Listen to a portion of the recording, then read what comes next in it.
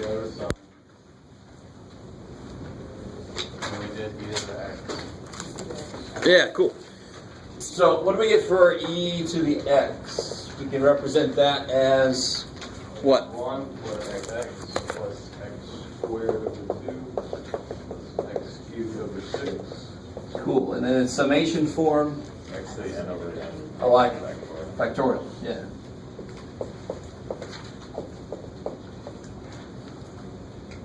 It's actually 0. And that's by using this process. And we did sine last time, right? So let's do cosine real quick, and then I'm going to try again, and this time I'm going to put the I part in the right place. Let's do what cosine is and just verify it is what I said it was going to be. Sine, we figured out last time it was what? Was it sine we did, or was it cosine? Sine plus cosine.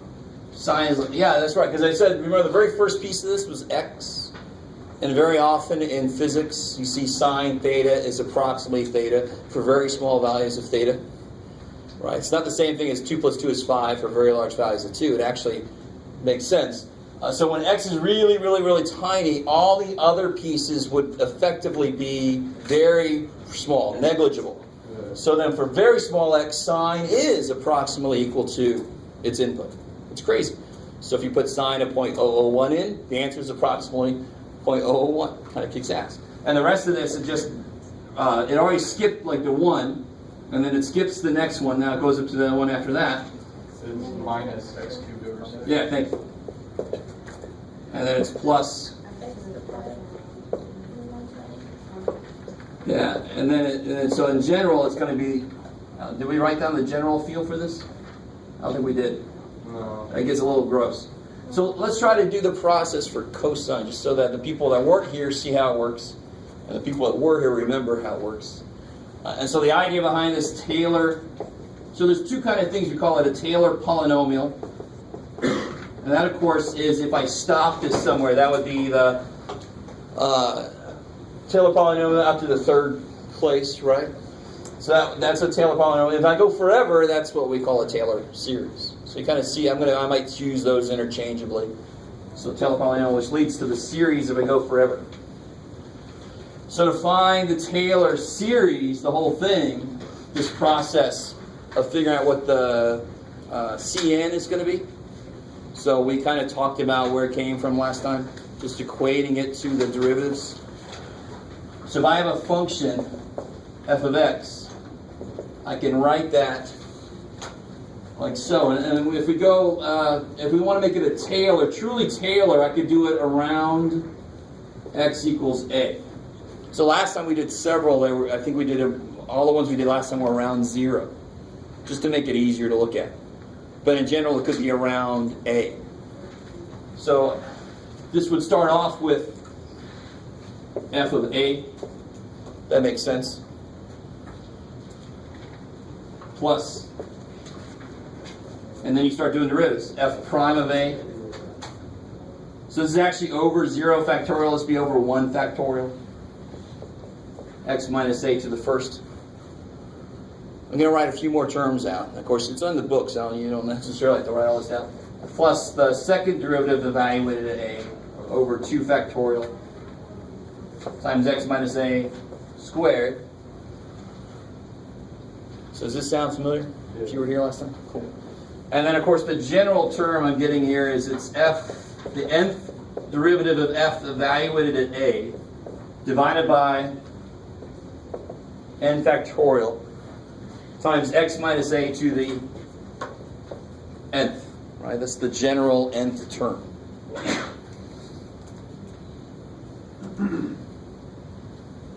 Now, I on one level of this, it's so the way that we got these was if I throw an a in here, it better be true. F of a better equal f of a. And if I throw an a in, what happens to all these other parts?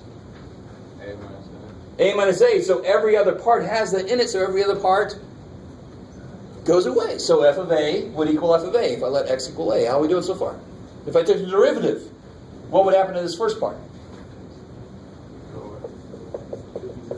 That would be 0 because it's a constant, right? plus, and then I get, some weirdness here. This is a what? Be really, really careful. What is this? Function. It's a constant times x minus a. So what would the derivative of that be? What's the derivative of 5x? 5. So it's the derivative of f prime x minus a. F prime. So at a, again, and then plus all this other crap, but everything else is going to have an x minus a in it still. Are you with me? I just want you to kind of buy into this formula, that this is kind of the reverse of how we built this. But I'm just going to verify what we did. At a, it's true. At the first derivative, and I plug an a in, is true. And of course, if I keep going, it's going to keep killing one of these. The next one's going to have this die. Everything else is still going to have an x minus a in it, so everything else is still going to go to 0. It's going to be true all the way through. Okay, maybe. So let's do a concrete, let's do cosine, and see what the hell this means for me. Quick question. Yes? So the a will cancel them all out. Would this mean that we don't want to use a? We just want to get close to a? Well, whenever you do a Taylor polynomial centered at something, it'll be exactly correct at that value. Okay. That's built in. Because at the value, the first thing is the function value there. Yeah. Everything else has got to go to 0 so that you're 100% right. So at the very center of the Taylor polynomial, if you do it around 3, that means it's going to work perfectly at 3. It's going to give you the exact answer. And of course it is, because we put it there, right? Yeah. That's how we made it. You kind of with me? But it's kind of nice to see it kind of come in this big circle. It kind of comes back on itself. Okay, that makes sense. It's got to be exactly right at the number, whatever I pick for A. And if I get a little bit away from A, that's where all these other pieces become more important. They're the adjustments. They adjust me from that A value, that center value. Okay, so we've done this before. Linear approximations, where you use the first derivative as an adjustment in a way. I don't know if you guys remember this. I can't remember which section that was in. I don't want to go back. This is from Calc 1. Of course, Calc 1 now is a long time ago. I can't remember what section it was in. But you did the linear approximation for a function would be basically just stopping here. Yeah. So we've actually done, in fact, when I taught this to my calc students, I don't know, whoever's my calc student here, if you remember, I actually pointed out if you kept going, you would get something called a Taylor polynomial. Learn about it in Calc 2, and here we are. Holy shit. Right? So when you do this piece in calculus, you actually do this piece here in Calc 1. And you actually use this to figure out Newton's method. This is what you kind of use to do Newton's method, to develop the idea behind Newton's method. So we've done this before, and now we're just adding more and more adjustments. So if I go out to infinity, then this will actually work perfectly for all values of the function that's inside my interval of convergence, of course, right? Yeah. You guys kind of with me? But if I stop at the third one, it's only going to work really well out to so far. It's not going to work very well past that, depending on what your error tolerance is. So I love the idea. This has happened a lot in physics. You start with the idealized situation. Frictionless surface, massless rope, right? I want to find the massless rope story. That'd be neat. And then the rest of it, so you actually solve the whole problem, assuming everything's perfect. And then you start adding these, what's called permutation elements to it. So depending on how exact you want to be, you just keep adding more and more of these parts to the end, these adjustments that you make to the idealized situation. So the ideal situation would be at A. So if I'm a little off from A, I have to add some adjustment terms in to bring it closer to what it's supposed to be. So there's a lot of different ways to look at this, and I like looking at it that way because it's actually what you do in physics. We do that a lot. Okay, so let's do this for cosine because we've talked all this theory about how this is supposed to work. So if f of x is cosine, we'll do it again for around 0, just to get us started. And then we'll do another one where we do it around a different value of a. And then we'll do even more stuff with it. This one we'll just do directly. And when it's around 0, It's called the Maclaurin series. It's still a Taylor series with A equals 0, but they wanted to give this dude some props because at the same time that Taylor was doing his thing, Maclaurin was doing it based on 0. So they independently came up with the same outcome, so they just gave each of them props for it, right? Gave them each credit. That was kind of nice. Doesn't happen very often in math. So if f of x is cosine of x, so what's f of a? Right, let's do this. Let's make our series of derivatives first, because I know I need a bunch of derivatives for this thing. F of x is cosine, f prime is, that's crazy.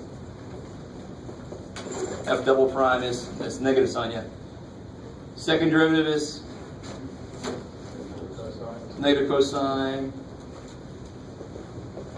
Third is sine again, it kind of goes through it. Okay, cool. And that'll be cosine, sine. So if I do these few, I kind of know what they're all going to be, because it's cyclic. So what's f of a? So f of 0. Cosine of 0 is 1. F prime of 0, 0. Second derivative of 0 would be negative 1. Third derivative of 0, of course, is 0. And then it'll start over again. So this looks, if you were here last time, this looks exactly like it did, of course, for sine, and we expect it to, right? So now I just piece this back together using that form there. Let me come back over here.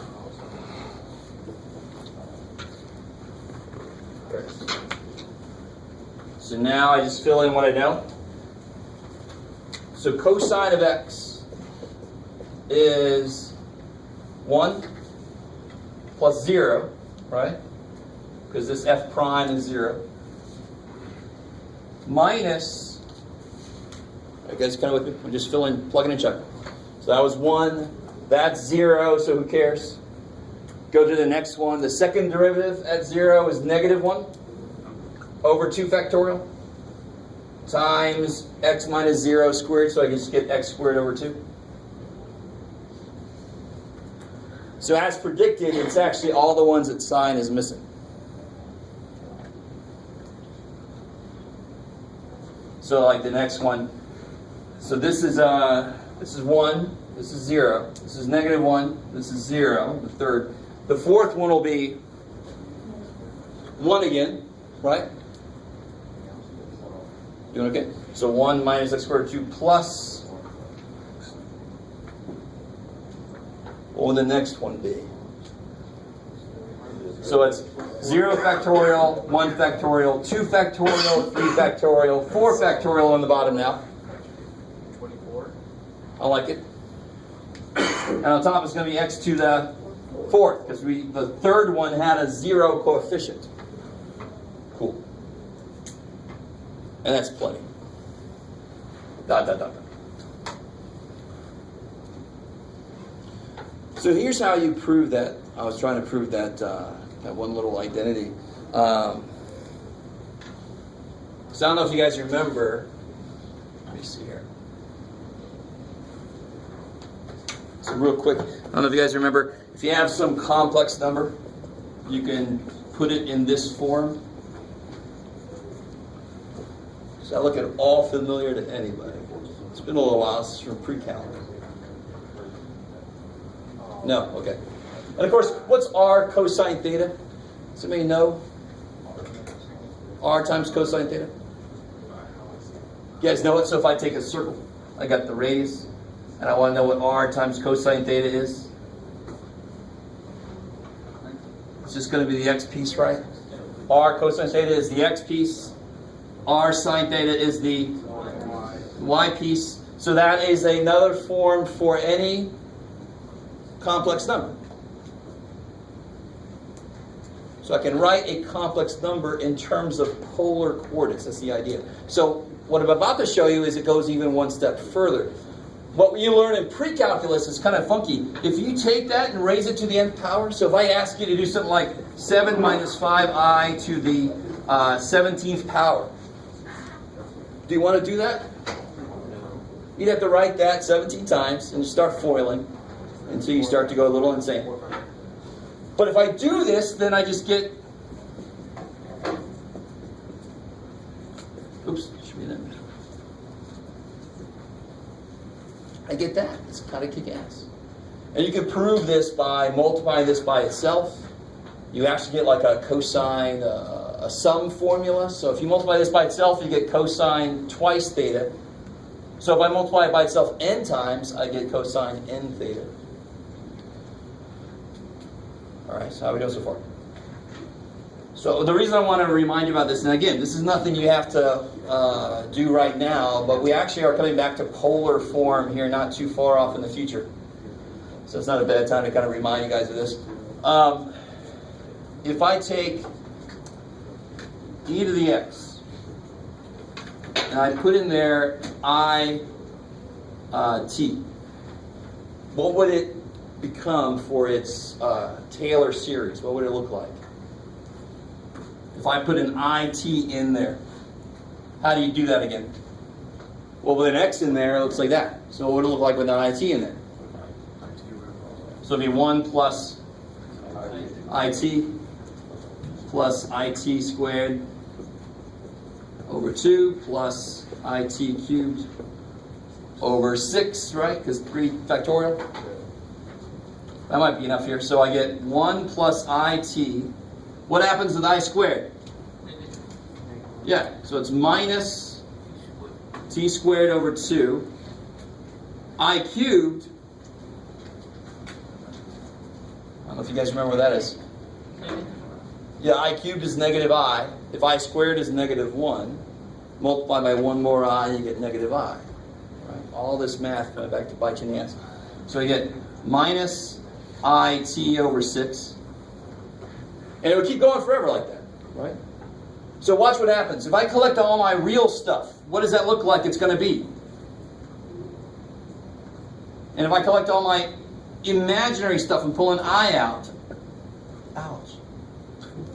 What happened to the t? It should be cubed. There it is. You guys see that? I just took my I stuff, took an I out, bam. Here's my real stuff. My real stuff, I put it right there, bam. What does that look like? Yeah, cosine. Where'd it go? I took it away. There it is. That looks like cosine. So that would be cosine of t plus I sine of t. So e to the it. In fact, let me write it even better. E to the I theta is cosine theta plus I sine theta. So of course, if I raise this to the nth power, of course I'm going to end up with n theta. It's so much easier to see that now, because how do you do this to the nth power? That side would really suck. You have to use identities and so forth to prove this. But look at this side. What do you do with those? What do you do with the powers when you raise something with power to a power? Multiply. So it'll be e to the I n theta. N theta is now what's in there. It's so much easier to do this work. If I could represent a complex number as e to the I angle, you could do so much work so damn fast. Holy shit. So if you have to go any further, math, you have to do some complex analysis. This little idea is stupid awesome. It becomes so much easier to do 18th roots of negative I. You can do that. You can do that with this, but it's so much better with this. Believe it or not. Anyway, so I just want to show you. That's the shirt I wear sometimes. So now if I do, what's e to the I pi? If e to the I theta,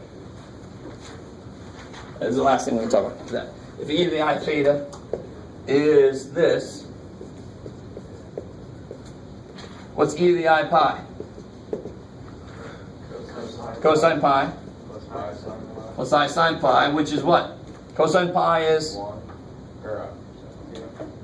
negative 1.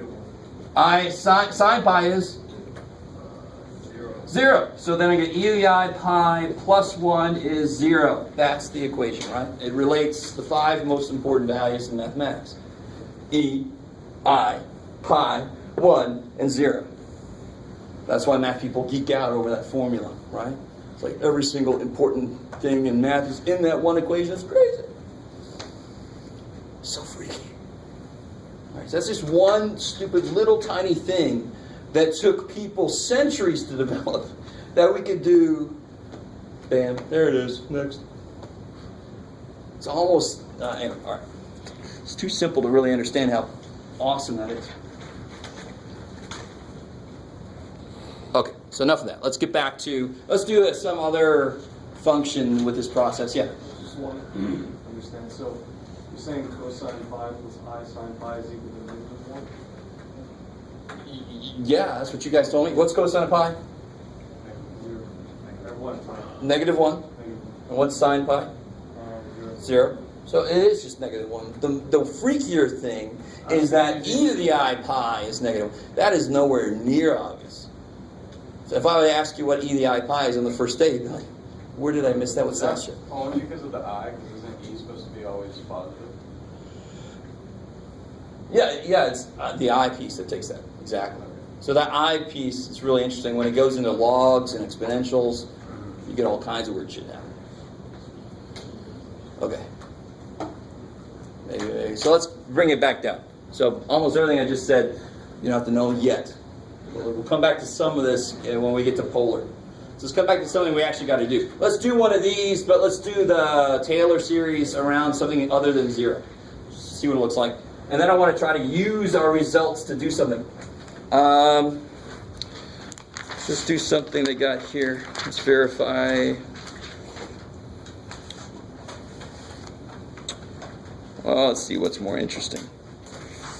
Sure.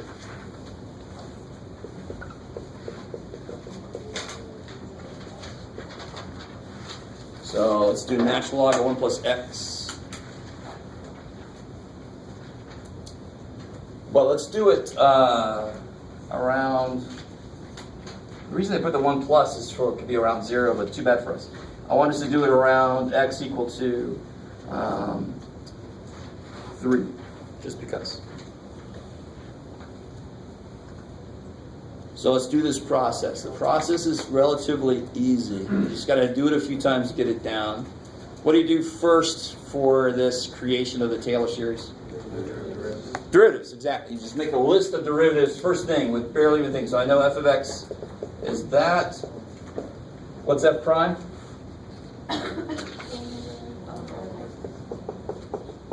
Yeah, 1 over 1 plus x. That kicks ass. And now it's going to kind of suck from there on out. So this one's not too bad yet. Actually, none of them are bad because it's linear.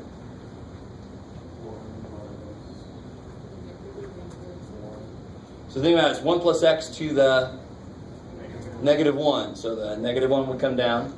And now it would be 1 plus x to the negative 2. What's really beautiful about having 1 plus x being my inside function chain rule would just eternally be 1.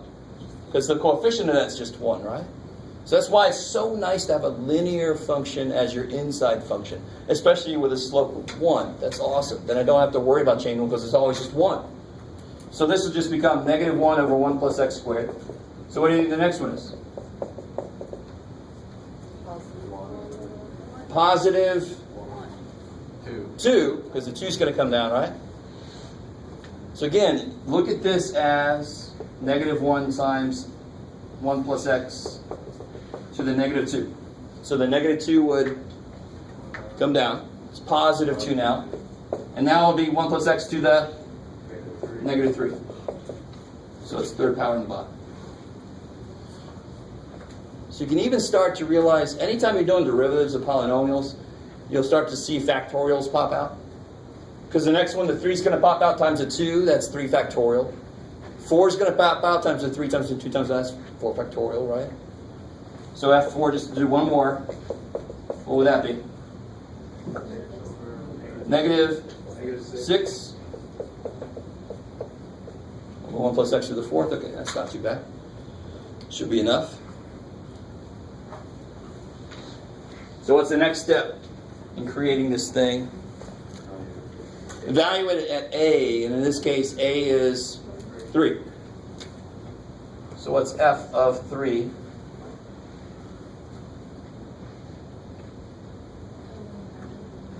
ln of 4, right? And what's f prime of 3? Is everybody with me?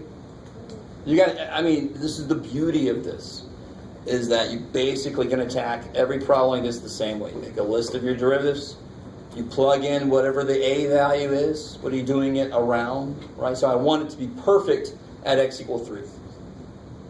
So then you just plug in that value into all your derivatives. So yeah, f prime of 3 is 1/4. F prime, double prime of 3. Negative 1 over 16. F triple prime of 3. 2 over 64. You can reduce that, but who cares? F4, 3. That'll be plenty. Negative 6 over. I like it. 256. Alright, so the one in there that's a little gross is the ln of 4. Somebody give me oh, this kind of sucks that we have to do this for this problem. Let's just not. Let's not do it yet. So how do I make this Taylor series now? Put it together. So f of x will equal f of a, prime of a over, well, not over anything yet. So it's a, f double prime of a over 2 factorial, so forth. So realize that this really is over 1 factorial, this really is over 0 factorial, because 0 factorial is defined to be 1. Cool. So now you just got to plug and check. So I got ln of 1 plus x is equal to ln of 4 plus 1/4 what? Yeah, 1/4 x minus 3 plus, I'll be really, really careful here. Oh, no, yeah, so this will be negative 1/16 over 2. Cool.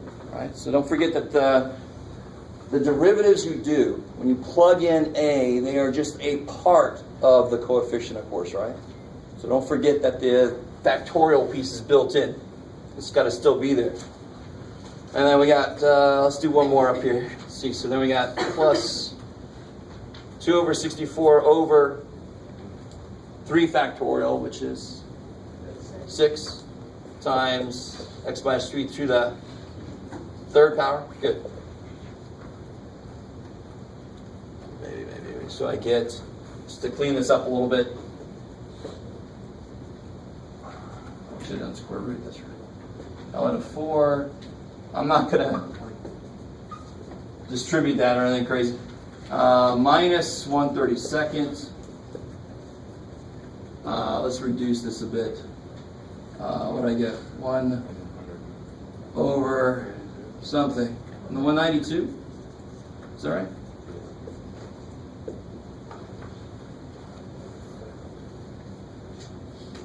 It's not difficult math. And in fact, the idea of where it came from is not difficult to follow. We forced this to work.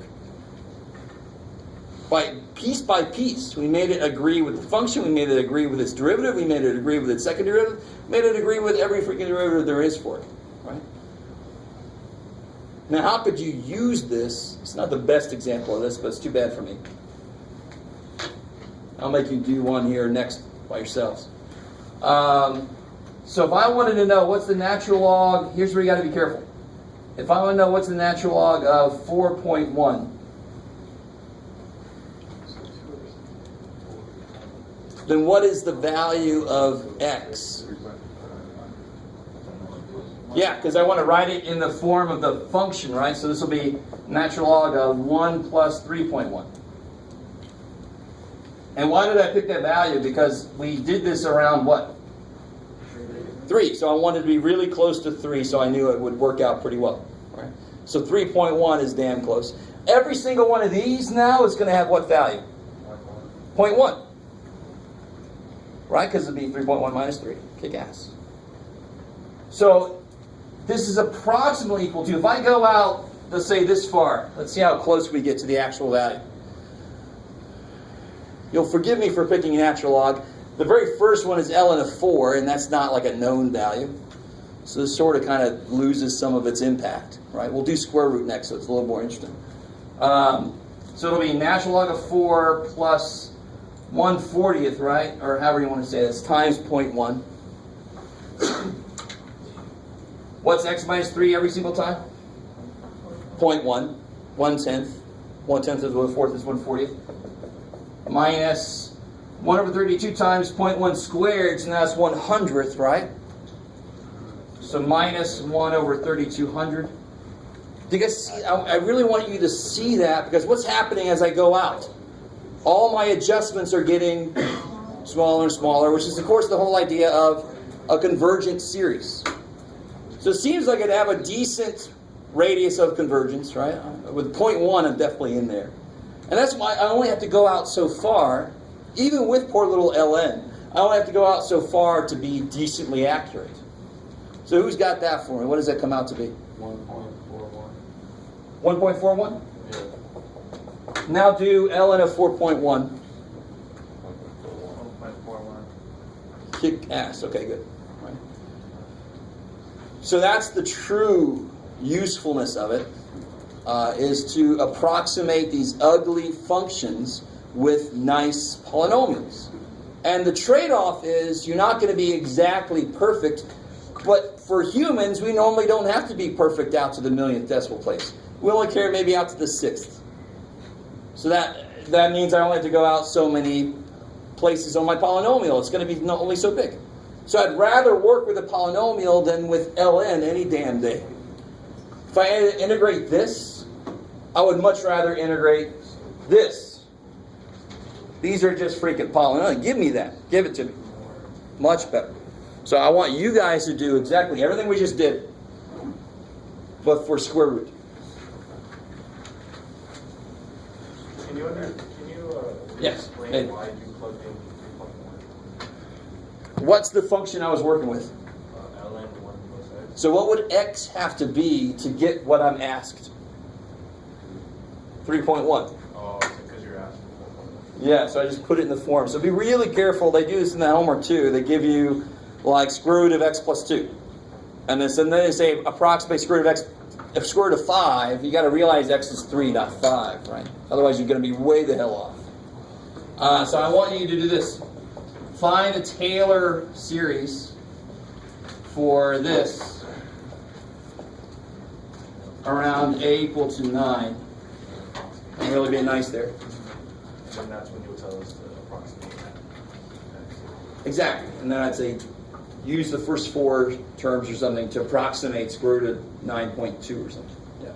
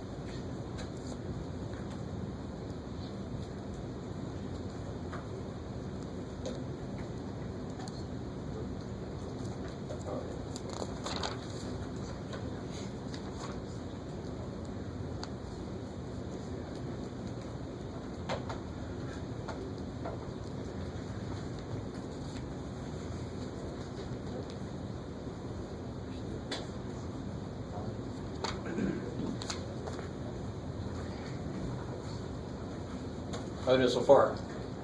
So this is not nearly horrible yet. So all these are going to be 3, so it'll be negative 1/4 times 1/3 cubed, right? So negative 1/108. Sorry? Cool. And then here, again, it'll be square root of 9 is 3 to the negative 5th. Yeah, beautiful. So that's just that piece by itself? Or did you already, I think you already... Yeah, times the 3. Okay.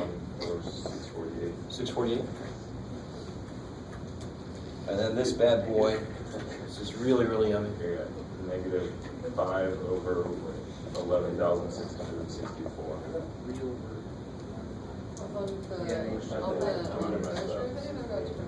Which one, sorry? On the third derivative, it should be 3/1944. But that's reducible. Yeah. 1 plus 9 is 10, plus 4 plus 4 is 18, 1 plus 8 is 9. You guys know that? 3 over 1,000. If you add up all the digits in any number, if it's a multiple of 9, it's divisible by 9. If it's a multiple of 3, it's divisible by 3.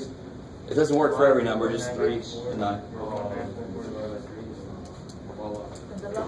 So is that right? Is that how we doing? Crowdsourcing this. Oh, I see. Yeah, so do 3 over 1944. Yeah. And then change it to a fraction.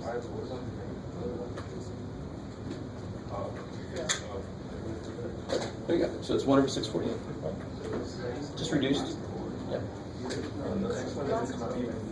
So the last one I got 11,664. 664. Sure. How are we doing so far? So as you can see, this is going to be part of the coefficient, and it's really going to 0 pretty damn fast. Right? Decently fast. That's good. That's a good sign for us. So now, piecing this back together. Look at this one. So I've got the square root of x equals, what happens here? Square root of x equals, and this is around a equal to 9. So f of x equals, so square root of x equals 3, good, plus? 1, 6, minus 1. Yeah, minus, it would be 1 over 108 over 2, 2/16 x minus 3 squared. I mean, you guys kind of with me? You could just exactly follow that pattern up there. So why is 3? X minus 9 or X minus 9, thank you. Yeah, sorry. My brain got stuck on the 3. So it's around 9. I wrote that up there and decided to just ignore it. Just because. And there's one more. They go to 0 pretty quickly. 1 over 3,008. Yeah, 1 over 648 over 3 factorial, so times 6. So what is that? I'm sorry? 3,888. 3188? 3888. Oh, hey. That's lucky. X minus 9 cubed. Okay, and so forth in that fashion. So, if I asked you to approximate the square root of, let's do 8.8.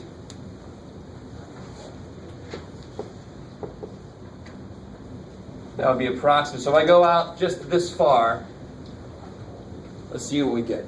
In fact, let's go out let's just do the first 2. Because that works really well. That's awesome. I can linearize the square root. So that if I just got this is what we call this like T1. This is T0, this is T1, this is the degree 1 Taylor piece. So I would call it T1.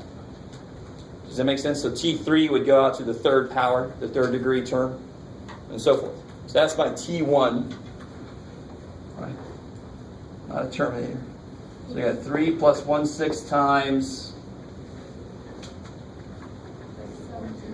negative 0.2, right? Is that cool? Now, of course, why does it make sense it comes out negative? Because square root of 8.8 should be a little bit less than 3, so the first adjustment takes it down from 3 a little bit. So doing just this, I get, what is that, 2.67 roughly? No, too big, Jeff. That'd be 0.1 over 3, so it'll be 1/30th, so it'll be whatever the hell that is. 0.03, so 2.967 roughly? Okay. So about 2.967. We'll round it somewhere. So somebody help me out. What is the square root of 8.8? 2.966. Look at that. Holy crap. So if I don't get very, very far away from some known value that I can do the square root of, it's relatively simple to get a really good approximation for it. So if you really wanted to do this, you could actually figure out, so what did we just figure out here? For things close to 9, the square root of x is roughly this here. So I can even make it a little better. So square root of x is roughly 1/6 times negative 9 is negative 3/2, plus 3 is 3/2. Okay, 3/2 plus 1/6 x.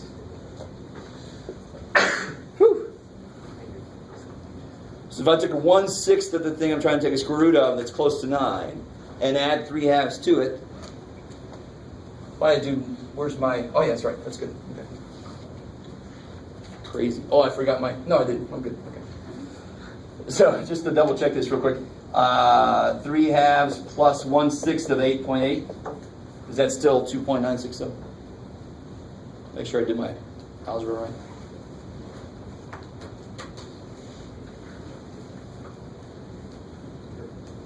Okay, cool. I don't know if you guys understand. So now if I ask you to do square root of 9.2, you could do 1.5 plus 1/6 of 9.2. Right? If you didn't have a calculator, you could actually do that. Okay, cool. Okay. Close enough to be impressive. And now, of course, the further I get away from 9, if I wanted to square root of 7, let's try to use just this. If I use just that, what's the square root of 7? 3/2 plus 7/6. So what I'm doing right now is probably a mistake. I'm at 7, which is really far away from 9, truly. I don't know how far away yet. Let's see how far off this is. Because I only went out to T1, the first degree term. 6. Neat. Who is it? 2.6 repeating. 2.6 repeating? And what is the square root of 7 actually? 2.645. Oh, that's not bad. Damn. It's pretty good. Right, but if I try to go to the square root of 4, that gets pretty bad.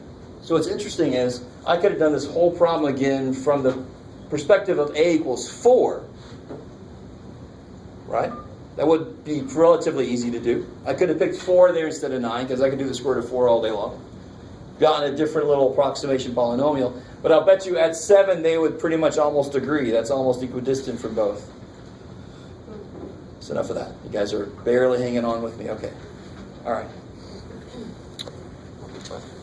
So let's. So that's the nuts and bolts of how to create a Taylor series. But once I know a Taylor series, let's work directly with some of these. If you have your book on page 762, they have a whole list of these known Taylor series. It's actually Maclaurin series, but still.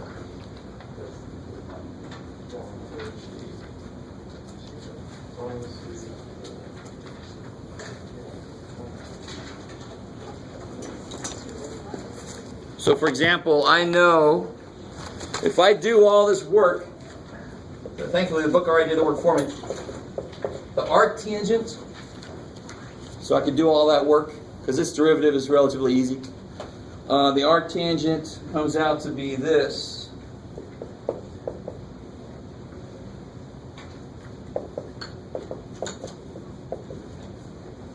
Yeah, that's a nice one.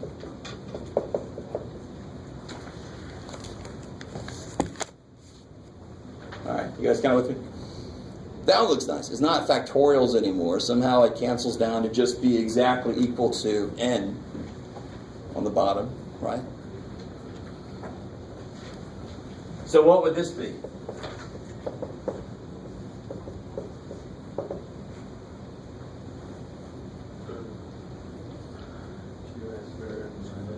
Yeah, 2x squared minus cube to 2 also, right? So, I mean, don't let that part be hard. So very often I'll ask you to create a Taylor series. I'll have you estimate a value like we did over here a couple times. And then I'll say, okay, what's the blah, blah, blah of 2x squared? Or what's blah, blah, blah of ln? Or whatever. You just got to plug it in. That seems almost too easy to trust. But this is of x. So what is it of this? Just replace x with what you put in there. And why does that just make sense? This is the function definition of what this is in a way. That's a series functional definition of what this is. So what's the inverse tangent of 7? Put a 7 in. What's the inverse tangent of a? Plug an a in. What's the inverse tangent of 2x squared? Plug a 2x squared in. That's what you do with functions, right? So it shouldn't be that amazing. It's just that's what you plug it in. Okay, maybe. So the reason that's important is I get these little atomic elements of Maclaurin series that if I then want something that's almost arctangent of x but isn't, I could just build off of the one that I know. I can just beef it up a little bit, right? I don't have to redo the whole process for this dude. It's close enough to that one. I just got to plug in the new input. Don't worry, go ahead. I like that look. Can I do this? Yes. So technically, Taylor series just helps you find values of inputs. Kind of. Taylor series approximate functions for use in approximating values, like the square root of 8.8, for use in differentiating, for use in integrating. Kind of with me? Yeah. Cool. And that's where they're really powerful. Is, like I said, I can do the Taylor series for e to the x squared relatively easily. It's a little worse than e to the x. The derivatives are going to be a little bit worse, but still the process is pretty straightforward. And then I can integrate the polynomial at the end. Can I integrate e to the x squared? No. Hell no. That's a classic example of an integral I cannot do. Period. But a Taylor series. But the Taylor series is the freaking polynomial. I can integrate that all day. All right. Let's see. I like that. Matthew McConaughey teaches calculus.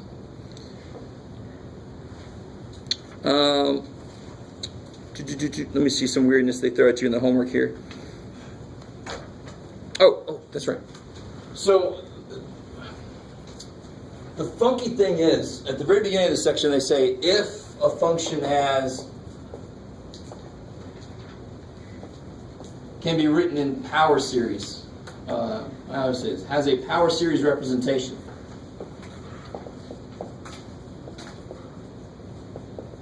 Don't write this down, because you can't even see what it says. If a function has a power series representation, it's in the first part of the book, then its coefficients will be those that we found.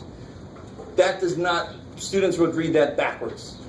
What this then leaves hanging is, okay, when does a function have a power series representation? So here's the idea. If I stop at some n, so like here we stopped at t1, right? Then the rest of it would be what's called the remainder. That kind of makes sense. And we've seen this kind of idea before. So I would hope, in fact, it's not even that, is in order for this to be actually represented by the power series, in order for that power series to equal that function, the limit of the limit of this must go to, of course, what? 0. As I go further and further out, the remainder should go to 0. That almost is too simple to realize. And in fact, it's because almost every function we work with does that. And we saw it as we did this. We saw these going so stupid small, right? You kind of with me? Cool. Most everyday functions will do this. But of course, there are functions that are not everyday functions. And you've seen some of those in this class, right? But most of them will. So in order for this to be true, in order for everything we've done so far to be true, the remainder terms have to go to 0 when I let n go to infinity. And I've seen some functions that I forgot. I wanted to look them up to see if anybody had some listed. I want to show you what some of these functions look like that don't correlate, but off the top of my head, I can't come up with any. There's so few of them, and there's families of them, but there's so few of those families that actually freak this thing out. I have to look it up. Okay.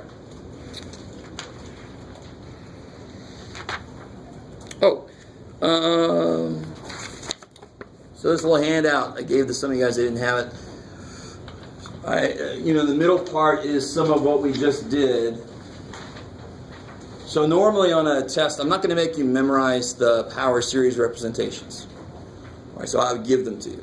I'm not going to actually, I'm going to be, and this has nothing to do with anything, except I always do this. I'll give you the Taylor series definition. You with me?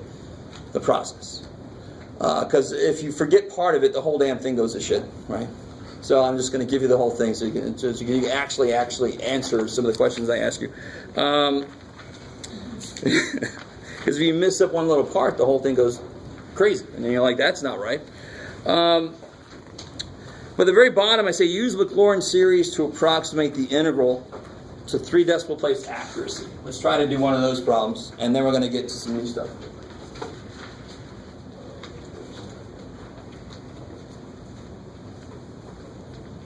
So, for example, that very first one,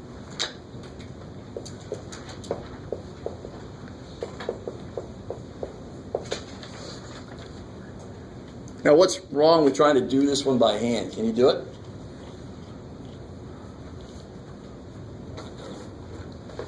Would U sub work? Hell no, there's no X part out there, right? In order for U sub to work, I'd have to have this guy's derivative out there. I don't.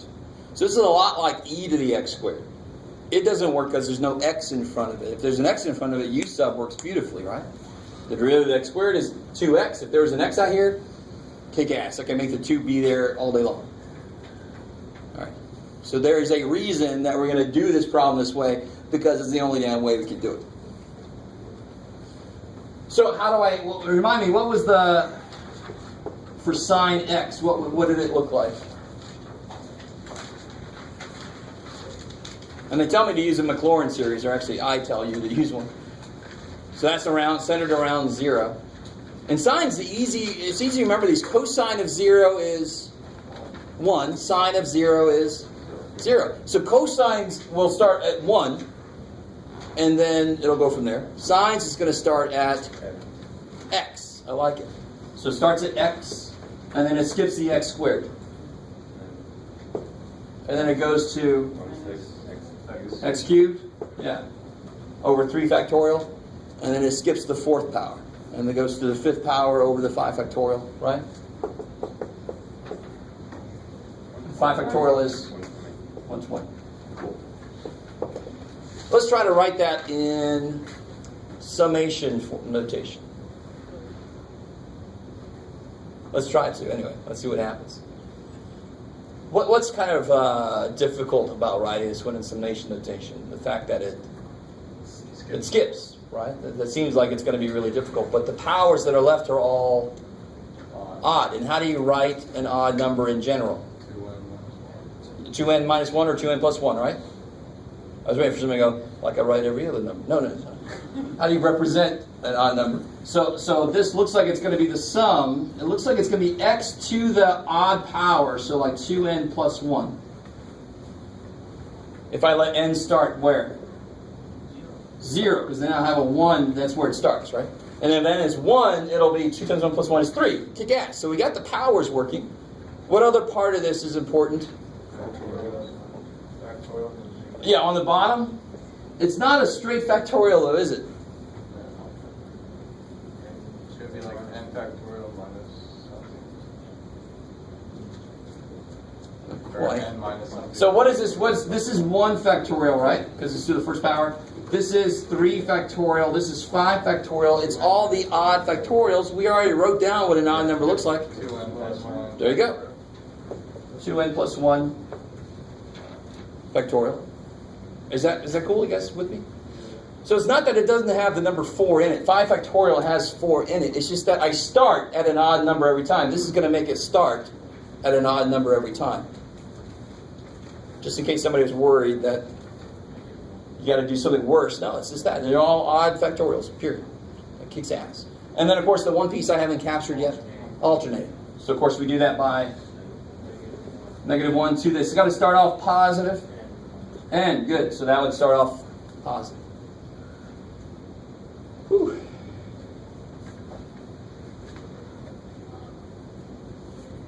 So if I want to do now, what would this look like?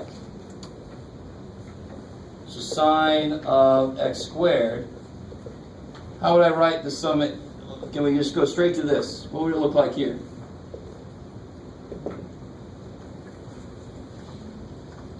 How do I get there? I just do what? I just put x squared in, right? If sine of x is this, sine of x squared is plug in x squared in. That's all. So I'll get -1 to the n. X squared to this power, I'm going to do what with the powers? Multiply them, so I get 4n plus 2. Bless you.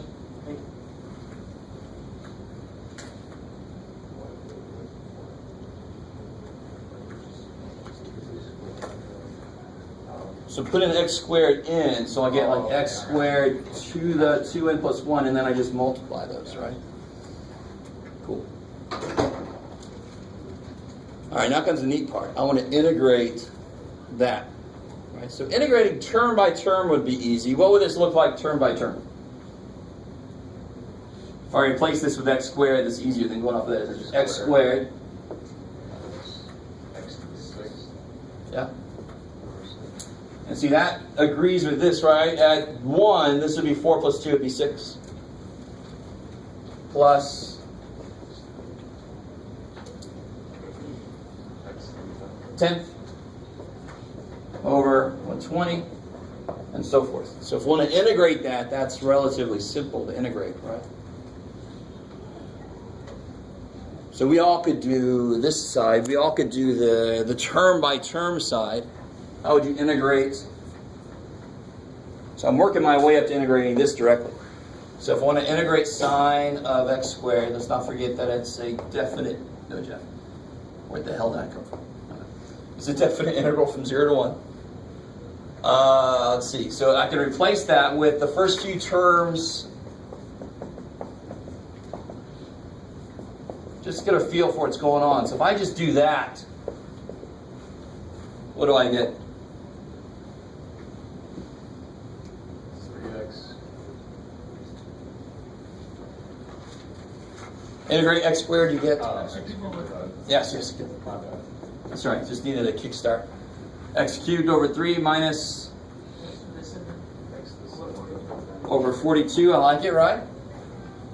Let this be easy. Plus x to the 11th over whatever the hell. What would that be? 1320? Is that right? Yay! Plus blah, blah, blah, blah. Next would be minus, who cares? And I could try to work from this to get the closed form, but can we try to integrate, instead of doing it term by term? Now, of course, this still has to be evaluated from 0 to 1, right?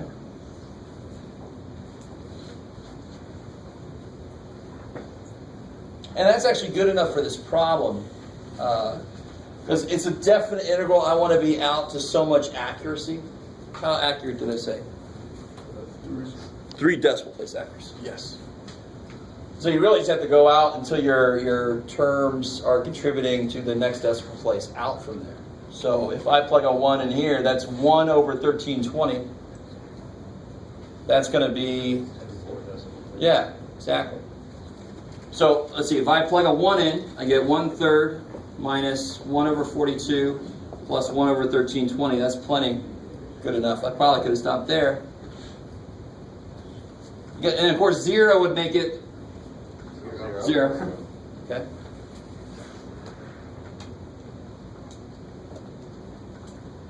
And whatever the hell that is.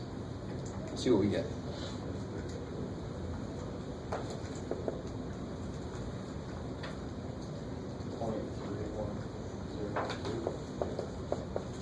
.3102. Do you guys remember how to do this integrate in your calculator? Yeah, good. You put into y, and then you go to the second calc, number 7, I think, integrate. Can somebody do that for me?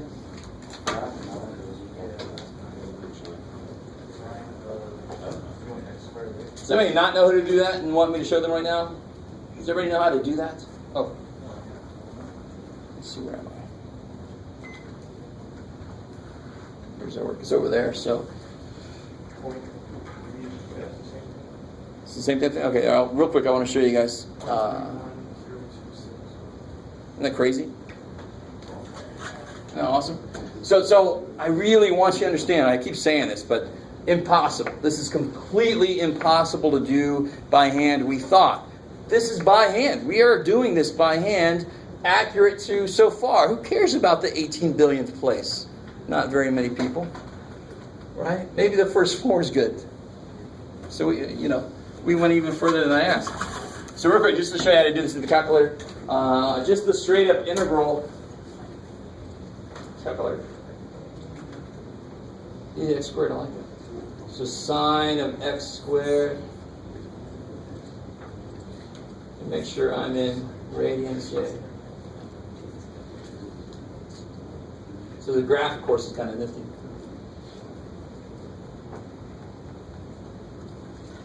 That's when you're sleeping, and then you go jogging.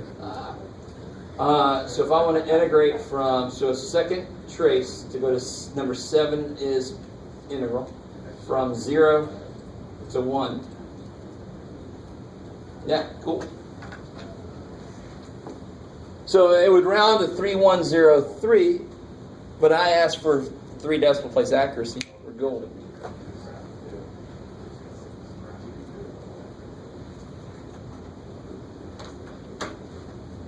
How you guys doing? Okay, all right. Is that okay for everybody that didn't know how to do that? It's relatively simple, yeah. Cool, okay.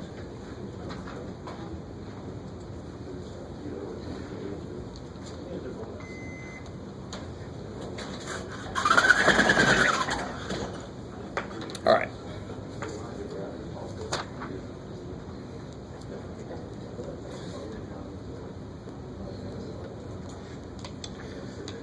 And the nice thing is they try for the most part to give you A values. Like I gave us 9 for that one. That was nice because square root of 9 is 3. They try to do that because then this whole process means a little more. Because for that one we did, we got ln of 4. That kind of goes against the whole idea of this process. I'm supposed to be able to do this by hand. I don't know what the hell ln of 4. I don't have my slide rule with me. I don't even know how to use one, to be honest. Okay, I can't remember if I said this out loud yet or not, but section 1111, I'm going to make that extra credit, just so we can get a little closer to back on track. Everybody hear me? 1111? If you do it, it's extra credit. If you don't do it, you're fine. Depends. The way I normally do homework extra credit is at the end of the semester, if I average a grade and you have like an 82, I'm not looking at any of your extra credit. You got a B. I don't care how much extra credit you did. But if you end up like an 87 or something, or somewhere around there, then I'm going to go, okay, did they do any extra credit to maybe boost them up into B plus territory, right? So that's how I work with most extra credit that I ever assign. It's just to see at the end, is there even reason for me to look at this? Because at that point, I'm looking at a lot of crap. Okay, so the curriculum takes us back to chapter 10. And it's really funny because I just did this recently with my pre-calc people, and of course for some of you guys, pre-calculus has been a while, right? So I don't know how much you remember doing something called parametric equations. So parametric equations, and this is so weird because I've given this next example, and this will be my third class. Statistics, we talked about this, pre-calculus, and now here. So the idea with parametric is sort of the idea behind, if I notice something about, I have this cart down at the beach. I sell fruit, right, down at the beach. I do. You come down there and say, hey, I'm a teacher. We've got to augment our salary. And I noticed that the H2O store, next door, the water store, their sales go up at the same time that the ice cream store's sales go up. So I'm like, why would people buying water make people want to buy ice cream? Now, of course, that's remarkably stupid. Right? It's the same as the guy that thought basketball makes you taller because look at all these tall people playing basketball. It's the same, that's why in statistics I say it's correlation, you got to be careful. So what's really going on there, of course, obviously? Yeah, summertime, so the temperature is going up. So the behind the scenes is T. So my ice cream sales could be I of X and my water sales are W of X. But they're actually both just being controlled by T. Right? So if I graph my ice cream sales, I can plot points, Y and X, Y and X, Y and X. But both of those are being controlled by T. So if I plot, for example, ice cream sales versus water sales. Right, this is the idea. The behind the scenes guy is the temperature, but this is me being stupid. This is me saying buying ice cream makes you buy water, okay? Right? So, if you buy, so what should happen, what I should see is as ice cream sales go up, so does water, and maybe they'll go up like that, because normally people will buy water before they'll buy ice cream if they're really thirsty. Plus, it's normally cheaper, right? You guys semi with me? Okay. So what's really going on behind the scenes is there's actually a graph of temperature versus ice cream sales, and there's actually a graph of water sales and temperature. So somehow the T is controlling how much the temperature is controlling how many waters are sold and how many ice cream bars are sold. So let's get a little more concrete here. This is very vague, but this is the idea. I don't see T as I graph it out. I just see the results. So this becomes a little bit different than what we're used to with a normal graphing problem. And here's what it would look like. Here's an example. Let's do this.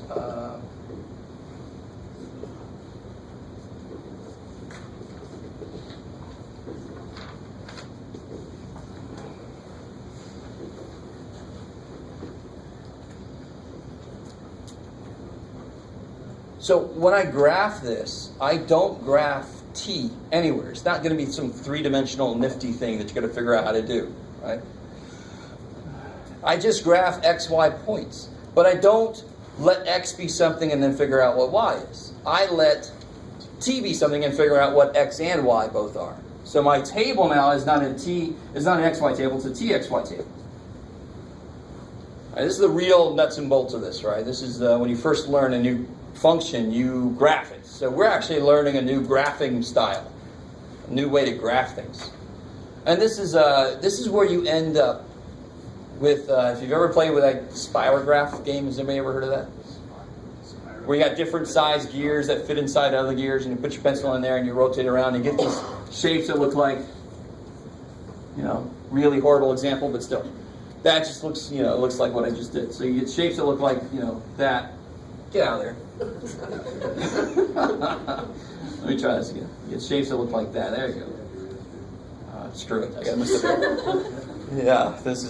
I should take some art classes. So here, real quick. And one other thing I have to tell you, normally, not always, if it's a bounded function, if it was like sine or something, I wouldn't have to really say this, but normally I have to tell you what t does. So let's say t goes from -1 up to 5. So then to graph this by hand, I would obviously at least pick up -1, 0, 1, 2, 3, 4, 5. And if it's a function that does some craziness, neither one of these are. But if it was a function that really moves around quickly, I'd want to get finer and finer resolution on that, right? So we're not going to do a ton of these by hand, but we're going to do a few of these by hand. So what do you get here? -1, 0, 1, 2, 3, 4, 5. If the t is -1, what do I get for x? 2. And what do I get for y? 1 over -1 plus 2 is 1. Okay. And with t is 0, I get 3 and 1/2.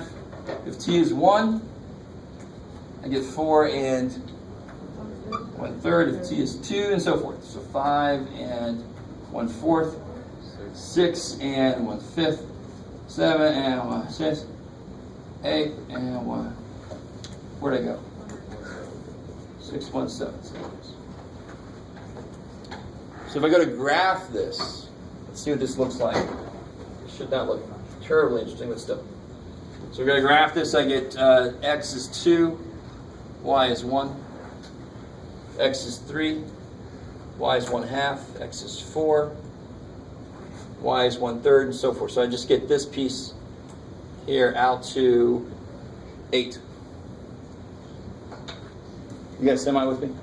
So not the most interesting graph because the functions that went into it weren't very interesting. If you start throwing in there some sines, some tangents, some sine of 5x plus 2 cosine of 3x kind of stuff, that's when you start getting the really nifty shapes. So what I want you to do right now real quick, how would I recover the normal equation for this, meaning y as a function of x possibly, or at least x and y, how they're related? What would I have to do to get that back? Kill t. Any way you can. And normally the most direct way to do it is to solve for it. So if I pick one of these equations, the first one's a good one.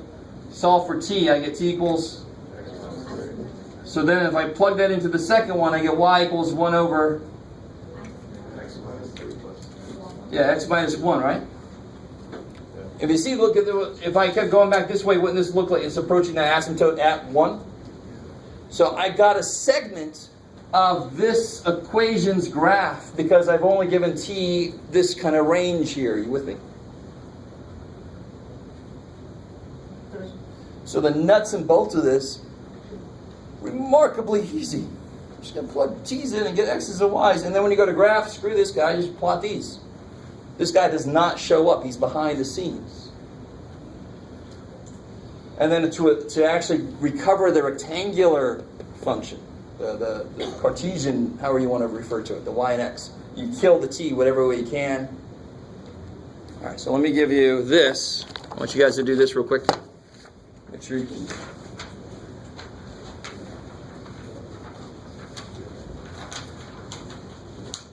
And then we'll look at how to do this parametric stuff in the calculator.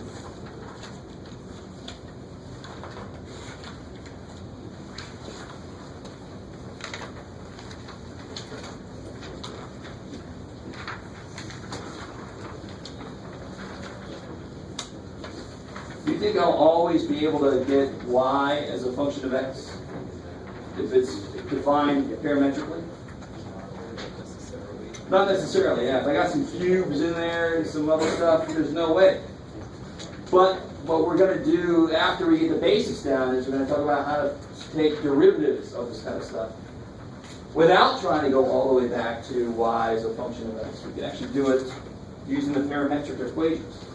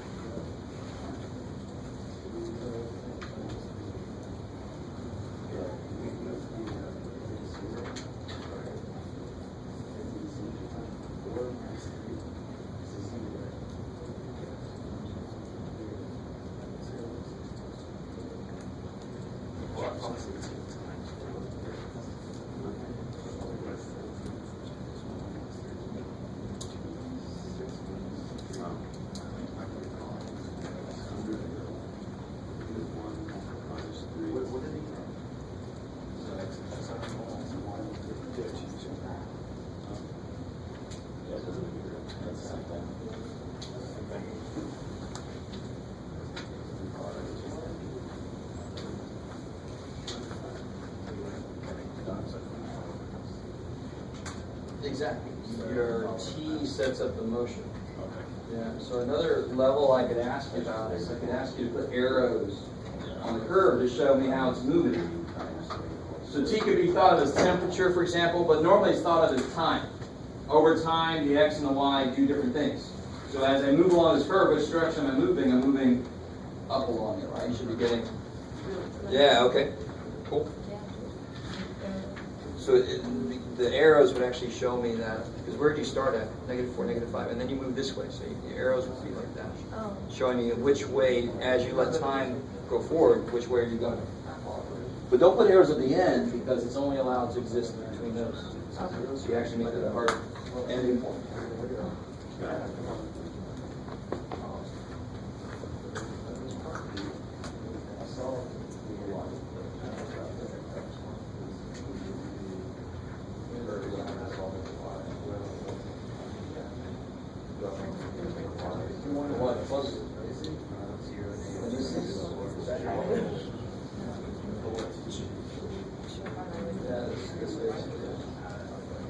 Because I mean,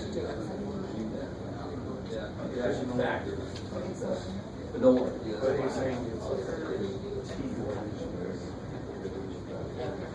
Exactly. So the first point you start at is -4, -5, right? And then you would move to 0, -3. So you have arrows right there. You're moving in this direction. Because as you let T move forward, time does, you move this direction on this curve. That's how you pick up the points in that direction. Yes, good. In general, yes. You got to show me the direction of motion.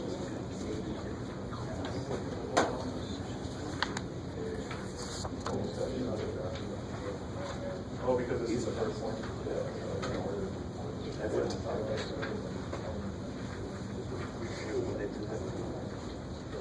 Yeah, so Cartesian would just be X and Y, no T, it's not parametric. So one way to do it is to solve for T and one and plug it into the other. Sometimes, like on this one, I really would not want to solve for T. I want to use some identities.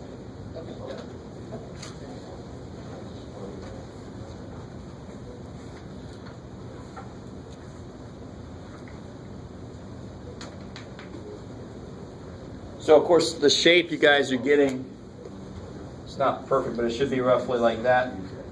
And the little arrows I'm talking about, I want you to put little arrows like this. So I think it starts off at -4, -5, right? And then it goes 0, -3. And as you let T increase, your points are being picked up in this direction. That's why you know that's the way the arrows go. So some of these questions you might be making circles and they'll ask you, well, was it counterclockwise or clockwise? You're like, no, you just say, okay, as T went up, my points were collected this direction or the other direction. Yeah. Are we supposed to have it curved like a flowing graph? Yeah, I know it's curved because what am I? So this was X is cubic. Yeah, X is T cubed. So what you end up with really is a cubic that's been turned, right? Because Y is basically linear in T. So Y kind of roughly follows T. X is like a cubic. So if I kind of, now this is not true, but if this kept going that way and that kept going that way, that would just be a cubic that's been rotated, right? That's been turned on its side. Does that make sense? Because a cubic, a general cubic could look something like that. So that piece, turn it around, bam, there it is. So yeah, definitely don't try to pay attention to what's going into it, and you know that these aren't straight lines. Do try to make them a little curvy. Okay. So what about part B? How would you do that? So Y is 2 minus 3. How would you do part B?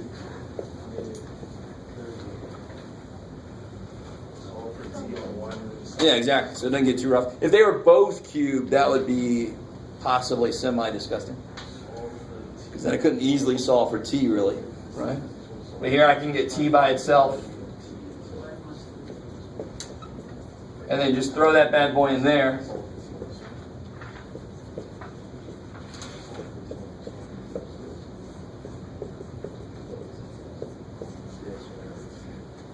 No, don't foil it all out and that stuff.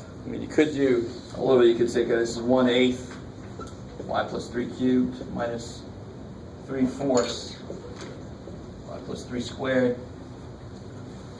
That kind of thing. That's plenty. You don't have to cube that thing out. With me?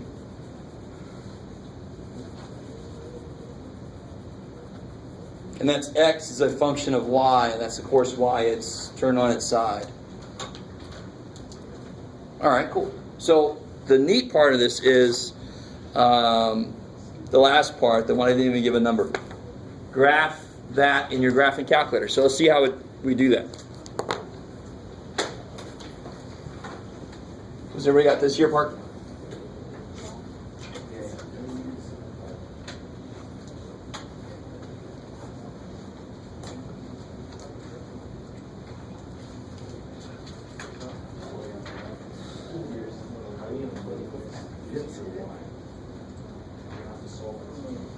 No, you don't. I'll show you. All right, how we doing? Everybody got this here?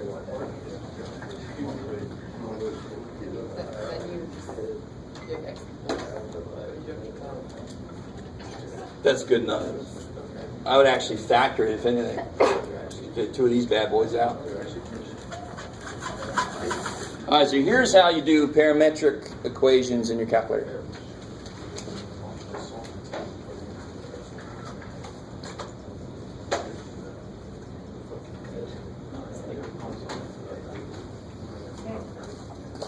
You first get an overhead projector. No.